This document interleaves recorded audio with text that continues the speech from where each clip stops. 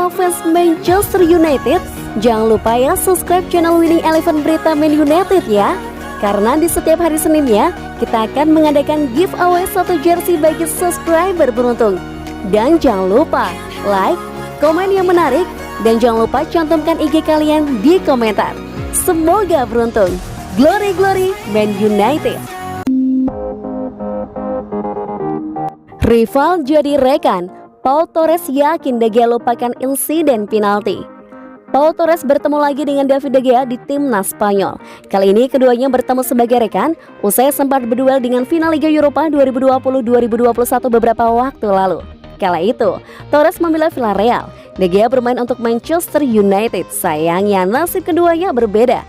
De Gea harus tertunduk lesu karena membuat blunder di babak adu penalti. Villarreal pun berhak jadi juara yang sah. Torres bersorak gembira. Di saat yang sama, De Gea tertunduk lesu sebagai penyebab kegagalan MU. Torres tahu bagaimana posisi De Gea usai gagal menendang penalti dan jadi penyebab kegagalan tim. Namun dia yakin kiper dengan pengalaman seperti De Gea tidak akan kesulitan. Dia punya ketangguhan mental. Saya bicara dengan dia setelah pertandingan dan itu tidak akan mempengaruhinya. Torres di Sky Sport. Insiden itu hanya akan jadi masa lalu. Saya mencoba mendukungnya sebaik mungkin dan berkata untuk tidak mengkhawatirkannya.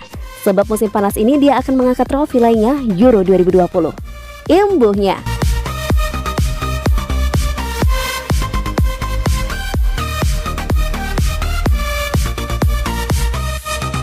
MU masih bimbang soal putuskan kiper nomor 1 musim depan.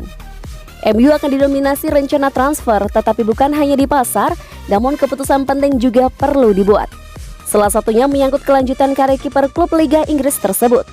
David De Gea memulai musim sebagai pilihan pertama manajer MU Ole Gunnar Solskjaer. Sebelum memberi kesempatan pada Dean Henderson, dia diberi kesempatan di tim setelah De Gea kembali ke Spanyol untuk kelahiran anak pertamanya. Namun, Henderson tidak benar-benar mengambil kesempatan tersebut.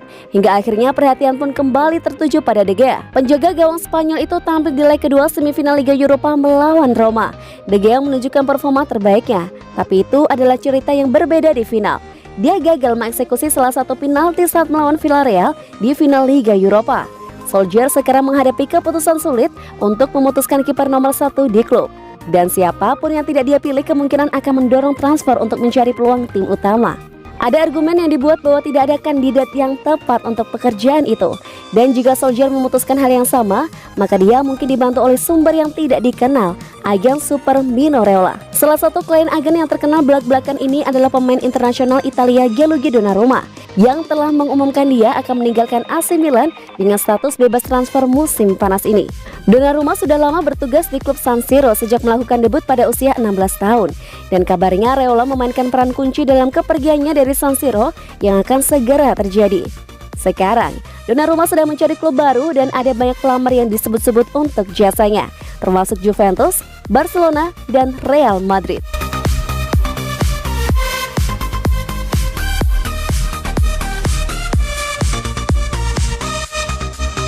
MU terlalu dini untuk Van de Beek. Donny van de Beek kembali didesak untuk memikirkan matang-matang masa depannya di Manchester United. Ia terlalu bagus untuk jadi penghangat bangku cadangan. Didatangkan pada musim panas tahun lalu, Donny van de Beek gagal merebutkan kepercayaan di skuad Manchester United. Ia memang tampil 36 kali di seluruh kompetisi, tapi dengan total waktu bermain sebanyak 1456 menit. Itu berarti gelandang tim nasional Belanda tersebut rata-rata cuma menghabiskan 40 menit 24 detik setiap kali bertanding. Mantan gelandang Ajax itu baru mencetak 1 gol dan 2 assist di semua ajang. Memang sulit buat Van de Beek merebut satu posisi di lini tengah. Manajer MU Ole Gunnar Solskjaer masih punya Bruno Fernandes, Paul Pogba, dan Scott McTominay untuk dipilih di sektor tersebut. Ex pemain Ajax Rafael van der Vaart menyayangkan nasib Donny van de Beek di Manchester United. Pemain sebagus gelandang 24 tahun itu tak semestinya baik duduk di bangku cadangan. Dia sangat cocok dengan sistem Ajax, tapi dia tidak klop di Manchester United.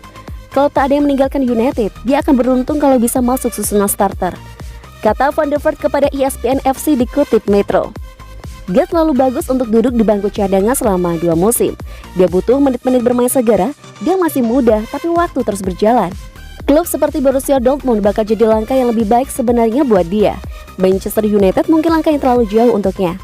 Imbu bekas pemain Real Madrid dan Tottenham Hotspur ini.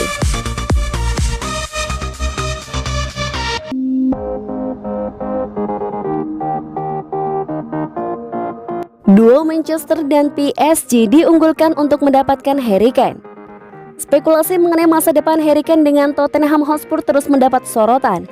Pemain yang berposisi sebagai penyerang itu disebut dapat hengkang dari Spurs, namun kontraknya dengan tim London Utara itu masih menyisakan durasi 3 tahun. Keadaan ini membuat manajemen Tottenham memasang harga tinggi.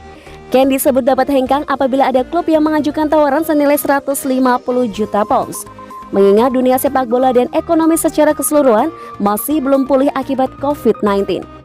Peluang bagi Kane untuk hengkang cukup rendah, walau demikian spekulasi mengenai masa depan penyerang ini tetap berlanjut.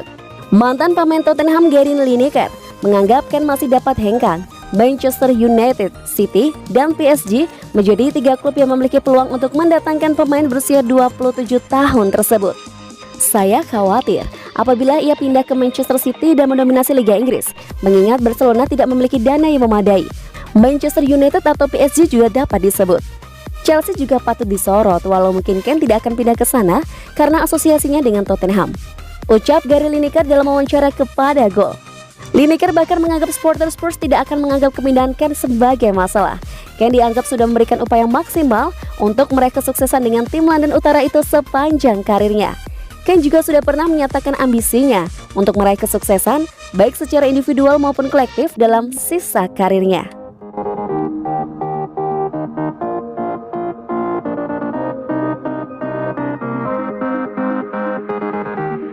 The next Bruno Fernandes murah dan berkualitas, MU wajib gercep. Manchester United mau belanja pemain di bursa transfer musim panas. Ada nama Pedro Gonçalves jadi incaran. Disebut-sebut the next Bruno Fernandes. Manchester United menutup musim 2020-2021 dengan nirgelar.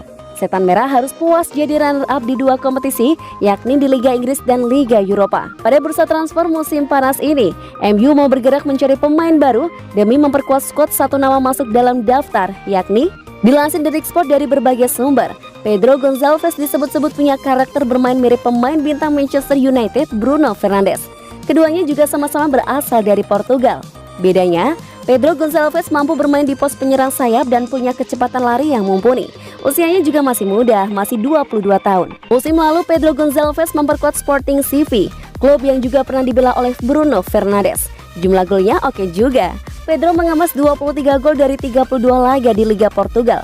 Menariknya, Pedro sempat memperkuat tim muda dari Liga Inggris, yakni Wolves pada tahun 2017 sampai 2019. Pedro sempat bermain di Premier League 2, kompetisi kategori kelompok umur klub-klub Liga Inggris. 2 musim dirinya bermain di sana.